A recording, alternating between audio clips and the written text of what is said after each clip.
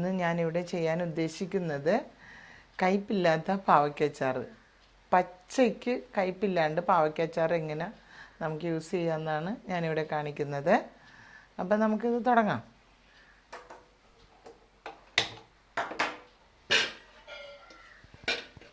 നമ്മൾ ചട്ടി ചൂടായി 2 മിനിറ്റ് കഴിഞ്ഞു. എണ്ണ ഒഴിക്കുകയാണ്. നല്ല വെളിച്ചെണ്ണ തന്നെയാണ് നമ്മൾ യൂസ് ചെയ്യുന്നത്. പാവയ്ക്കച്ചാറിന് വെളിച്ചെണ്ണ തന്നെ വേണം, നല്ലെണ്ണ പറ്റത്തില്ല, അതിൻ്റെ ടേസ്റ്റ് വ്യത്യാസമായിരിക്കും. അപ്പം അത് കഴിഞ്ഞ് നമ്മൾ ഇടുന്നത് കടുകാണ്. എണ്ണ ചൂടായി കഴിയുമ്പോൾ കടുകിടുന്നു. നമ്മളിതിന് വേണ്ട ഇൻഗ്രീഡിയൻസ് എന്ന് പറഞ്ഞാൽ വെളുത്തുള്ളി, ഇഞ്ചി, പിന്നെ കാന്താരിമുളകും വെളുത്തുള്ളിയും കൊണ്ടാണ് നമ്മൾ ഈ അച്ചാറിടുന്നത്. ഇത് നമ്മുടെ വീട്ടിൽ നിന്ന് തന്നെ പറിച്ചെടുത്ത കാന്താരിയാണ്. അപ്പോൾ നമുക്കിത് തുടങ്ങാം. അതിനകത്തോട്ടാണ് ഞാൻ ഈ പാവയ്ക്ക ഇടാൻ പോകുന്നത് കേട്ടോ. കടുകിടുവാണേ.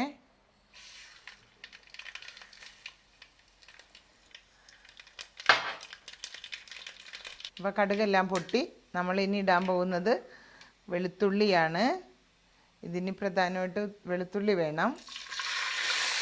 വെളുത്തുള്ളി നമ്മൾ പൊളിച്ച് 2ആയിട്ട് കീറിയതാണ്. പിന്നെ കുറച്ച് ഇഞ്ചി വേണം.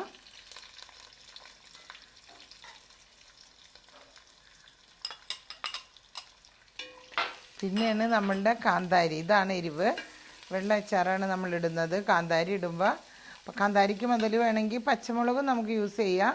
ചെറിയ പച്ചമുളകുണ്ടല്ലോ, അത് വേണേൽ യൂസ് ചെയ്യാം. കാന്താരി ഇല്ലാത്തവർക്ക് ശ്രദ്ധിക്കണം, പൊട്ടിയൊക്കെ തെറിക്കും. നമ്മളിപ്പോൾ കാന്താരി പച്ചമുളകും.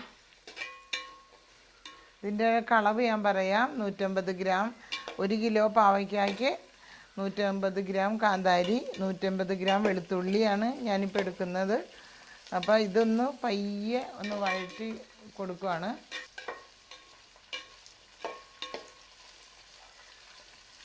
ഇഞ്ചി കുറച്ച് മാത്രമേ എടുത്തുള്ളൂ.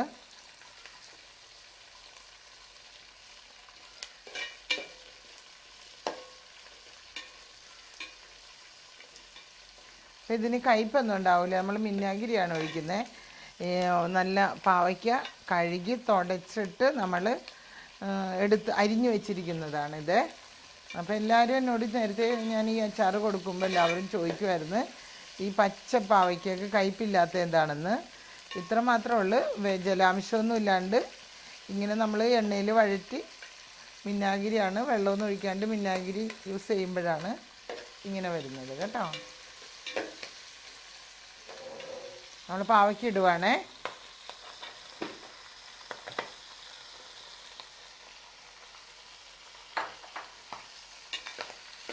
നമ്മൾ കുറച്ച് ഉപ്പ് കൂടി ഇടുന്നുണ്ട്.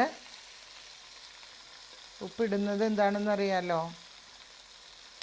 എന്താണെങ്കിലും ഉപ്പിടുമ്പോൾ നമ്മൾ നല്ലതായിട്ട് പെട്ടെന്ന് ഇത് മുരിയാനായിട്ടൊക്കെ നല്ലതാണ്.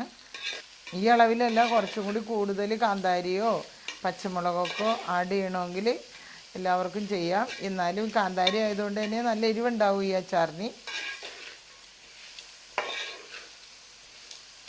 അധികം അങ്ങ് വഴറ്റി കഴിഞ്ഞാൽ ഇതങ്ങ് ഒടിഞ്ഞു പോകും, ഇരിക്കത്തില്ല. ഇത് കുറേ നാളിരിക്കും. ഞാൻ കഴിഞ്ഞ അച്ചാറുകളിലൊക്കെ പറഞ്ഞ പോലെ 2-3 മാസമൊക്കെ ഇതിരിക്കുവേ.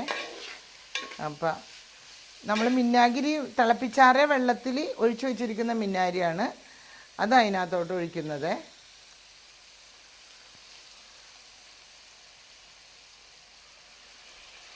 നമ്മൾക്കിത് ഒത്തിരി മൂവിങ് ആണ്. ഷുഗറും പ്രഷറും ഒക്കെ ഉള്ളവർ എല്ലാവരും നമ്മളുടെ ചെറിയൊരു കടയുണ്ട്, ആ കടയിൽ വന്ന് ഇത് വാങ്ങുന്നുണ്ട്. ഒത്തിരി അച്ചാറ് വാങ്ങുന്നുണ്ട്. ഇതൊന്ന് തിളക്കുമ്പോൾ, തിളപ്പിച്ചാറിയതാണെങ്കിലും ഒന്ന് തിളച്ച് കഴിയുമ്പോൾ നമ്മൾ ഓഫാക്കും. ഇതിപ്പോൾ തിളയ്ക്കുമ്പോഴത്തന്നെ നമ്മൾ ഓഫാക്കും. വേഗം പാടില്ല. ചൂടാറി കഴിയുമ്പോൾ ഇത് കറക്റ്റാവും. ഇതിൻ്റെ എന്താണ് നമ്മൾ ആഗ്രഹിക്കുന്നതെന്ന് വെച്ചാൽ അതുപോലെയാകും. അപ്പോൾ ഓഫാക്കി കഴിഞ്ഞിട്ട് നമ്മൾ ഇതിനകത്ത് കുറച്ച് കായപ്പൊടി, ഉലുവാപ്പൊടി ഇടുന്നതായിരിക്കും. ഇത് തിളച്ചു കേട്ടോ. അപ്പോൾ നമ്മളിത് ഓഫാക്കാൻ പോവുക. എല്ലായിടും ഒന്ന് തിളച്ച് കഴിഞ്ഞാൽ പിന്നെ ഇത് തീയുടെ ആവശ്യമില്ല, നിർത്തുക. ഇത് ചൂടാറി കഴിയുമ്പോഴാണ് നമ്മൾ ഇനിയിപ്പോൾ കായപ്പൊടി ഉലുവാപ്പൊടിയും കൂടി ഇടും. എന്നിട്ട് ചൂടാറി കുപ്പിയിലാക്കി വെച്ചാൽ മതി. എത്ര നാൾ വേണമെങ്കിലും ഇരുന്നോളും കേട്ടോ. ഇത് ഇത് തണുത്തു.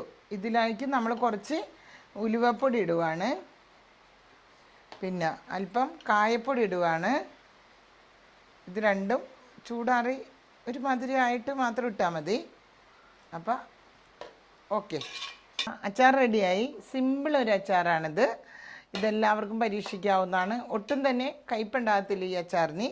അപ്പോൾ കഴിഞ്ഞ വീഡിയോയിലെല്ലാം എന്നെ സപ്പോർട്ട് ചെയ്യുകയും എൻ്റെ ഈ വീഡിയോ കണ്ട് എനിക്ക് ഓർഡർ തരികയും സാധനങ്ങൾ വാങ്ങിക്കുകയും ചെയ്ത എല്ലാവർക്കും ഒരിക്കൽ കൂടി ഞാൻ വളരെയധികം ഹൃദയത്തിൻ്റെ ഭാഷയിൽ നിന്ന് നന്ദി അർപ്പിക്കുന്നു.